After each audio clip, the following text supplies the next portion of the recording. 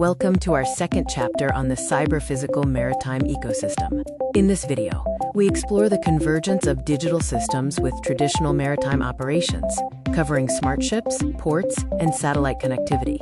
I'm your instructor, MD Sajal Ahmed.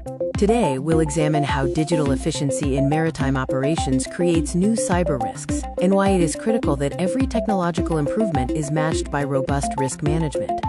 By the end of this video, you will be able to define maritime digitalization, understand the risks associated with IT-OT convergence, and explain the cyber-physical nature of modern ships, ports, and logistics chains.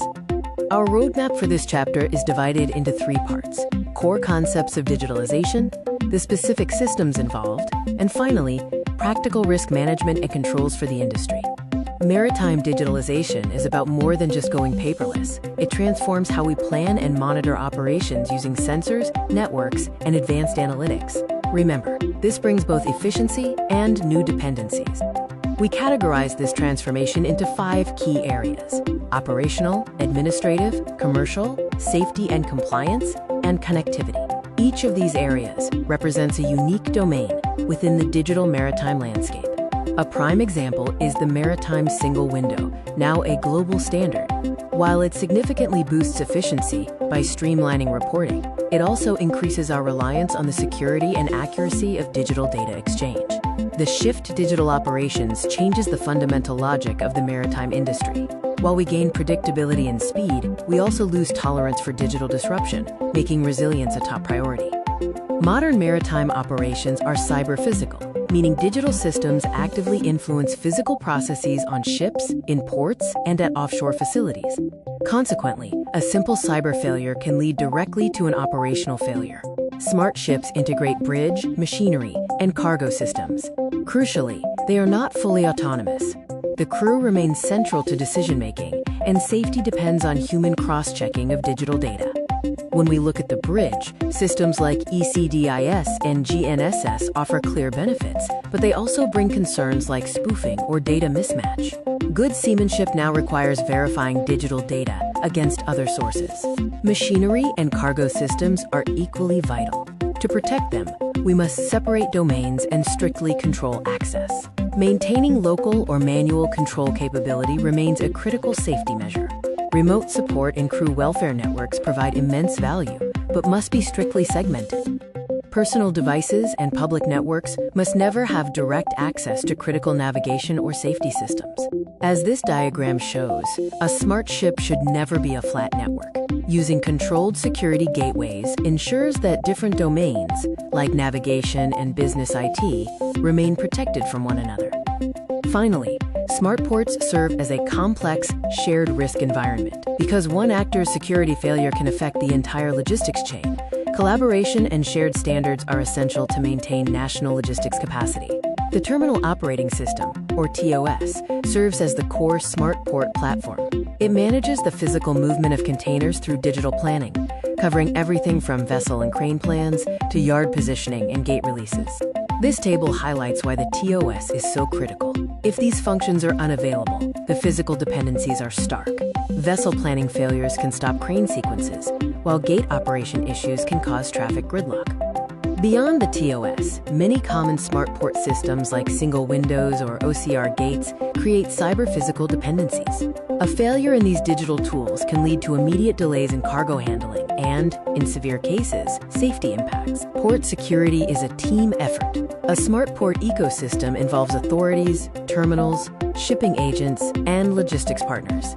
Since each uses different tools, a weakness in one organization can create a cascade of disruptions for others. Smart port security relies on a mix of governance, stakeholder coordination, technical controls, and operational resilience. We must treat this as a collective responsibility that extends well beyond any single organization. Moving to the sea, satellite connectivity is the foundation of modern maritime digitalization. It enables everything from safety communications and weather updates to remote diagnostics and fleet monitoring. While LEO satellite systems offer lower latency and higher bandwidth, persistent connectivity also expands the ship's threat surface. We must be conscious of how this constant link to the outside world impacts shipboard security. The satellite attack surface includes more than just the antenna. It encompasses user terminals, routers, ship networks, ground gateways, and even remote user access. These must all be accounted for in our risk assessments. For operators, satellite systems must be integrated into asset inventories and incident response plans. We face technical risks like default passwords, operational risks like outages, and supply chain risks from third-party service providers. Here is a practical checklist for managing these risks. Maintain an inventory of all equipment, disable unnecessary remote management, segment welfare traffic from operations, and always test manual fallback methods for degraded service. Cybersecurity also starts by mapping data flows. Understanding who sends what data and how it travels between the ship, satellite networks, offices, ports, and customers is essential for identifying potential points of failure. Remember that data integrity is paramount. If a system is down, you know there is a problem. But false, normal-looking data can be far worse, as it may mislead your decision-making. Always verify before taking action. As business and operational systems converge, we gain visibility, but we also expose OT systems to IT-style threats. Applying Office IT security controls directly to operational technology without caution can have dangerous consequences. The digital ship is a floating network where navigation, machinery, and crew welfare domains must coexist. A robust architecture uses zones and conduits to ensure a problem in one area doesn't spread throughout the entire vessel. Finally, remember that digitalization offers immense value, from better fuel optimization to improved crew morale. Cybersecurity is not an obstacle to these gains. It is the enabler that keeps our maritime ecosystem trustworthy and resilient.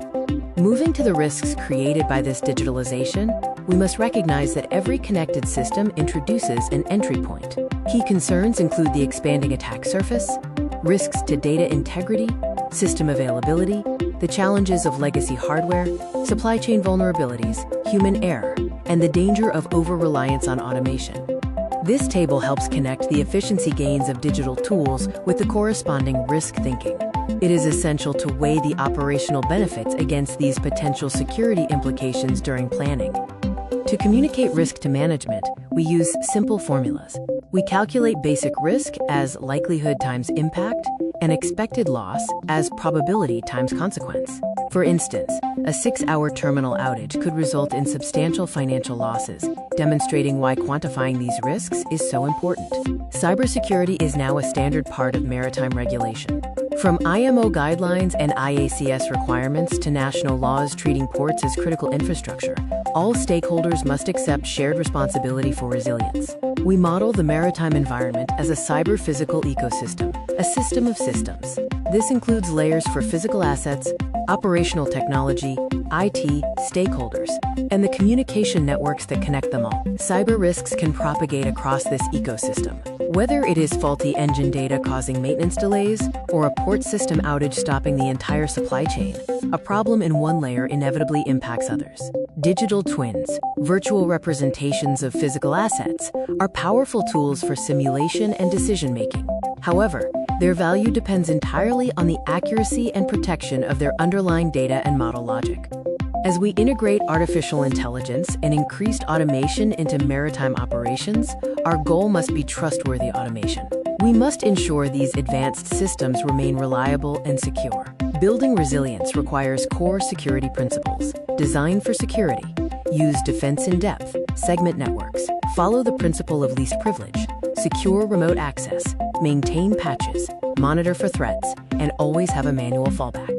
Applying these principles means implementing practical, effective controls. Security measures must work within the unique constraints of ships, ports, and operational technology environments. Consider the digitally connected port call. Data flows from the ship to the maritime single window, enabling terminal, customs, and logistics planning. Efficiency here relies on high-quality, secure data exchange. This diagram illustrates the complex data flows during a port call. As you can see, every actor in the chain shares dependencies on system availability and integrity, highlighting the collective nature of port security. For developing maritime economies, the focus should be on practical resilience, rather than just paperwork compliance. Addressing these real-world challenges starts by identifying your most critical operational dependencies. To summarize, digitalization transforms our industry, but it also creates new, interconnected cyber risks. By focusing on security by design and collective responsibility, We ensure that digital tools make our operations more resilient, not more fragile. Thank you for joining this session. We now welcome any questions or discussion on the material covered today.